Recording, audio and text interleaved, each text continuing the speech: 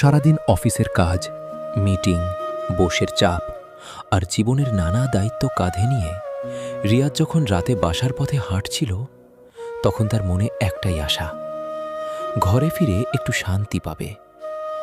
দিনের ক্লান্তি দূর করার জন্য মানুষের খুব বেশি কিছু লাগে না। প্রিয় মানুষের একটি হাসি, কয়েকটি মিষ্টি কথা আর একটু আন্তরিকতাই যথেষ্ট। দরজার সামনে এসে সে কলিং বেল চাপল। মনে মনে ভাবল, স্ত্রী হয়তো হাসি মুখে দরজা খুলবে, জিজ্ঞেস করবে আজ দিনটা কেমন গেল। এই কয়েকটি শব্দই তার সমস্ত ক্লান্তি ভুলিয়ে দিতে পারত। কিন্তু দরজা খুলতেই শুরু হলো অভিযোগের ঝড়। এটা হয়নি, ওটা কেন হলো না, এই সমস্যা সেই সমস্যা, একটার পর একটা কথা। অফিসে সারাদিন মানুষের কথা শুনে আসা রিয়াদ চুপচাপ সব শুনছিল। তার ক্লান্তম মুখটা আরও নিস্তেজ হয়ে গেল। রাতের খাবার শেষ করে সে বারান্দায় গিয়ে একা দাঁড়াল। আকাশের দিকে তাকিয়ে দীর্ঘশ্বাস ফেলল। স্ত্রী তার কাছে এসে জিজ্ঞেস করল, চুপ করে আছো কেন?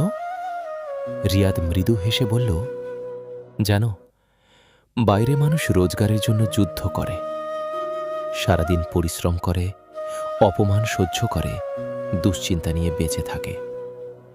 কিন্তু দিনের শেষে সে শুধু একটা জায়গায় শান্তি খোঁজে, নিজের ঘরে। যদি সেই ঘরেও শান্তি না মেলে, তাহলে মানুষ আর কোথায় যাবে? কথাগুলো শুনে স্ত্রী নীরব হয়ে গেল। সে প্রথমবারের মতো রিয়াদের ক্লান্ত চোখের দিকে তাকাল। বুঝতে পারল, যে মানুষটি পরিবারের সুখের জন্য সারাদিন সংগ্রাম করে, তারও একটি কোমল হৃদয় আছে। সেও ভালোবাসা আর সুন্দর ব্যবহারের প্রত্যাশা করে।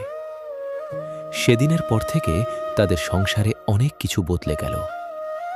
অভিযোগের জায়গায় এলো বোঝাপড়া, রাগের জায়গায় এলো মমতা, আর কঠিন কথার জায়গায় এলো সুন্দর ব্যবহার।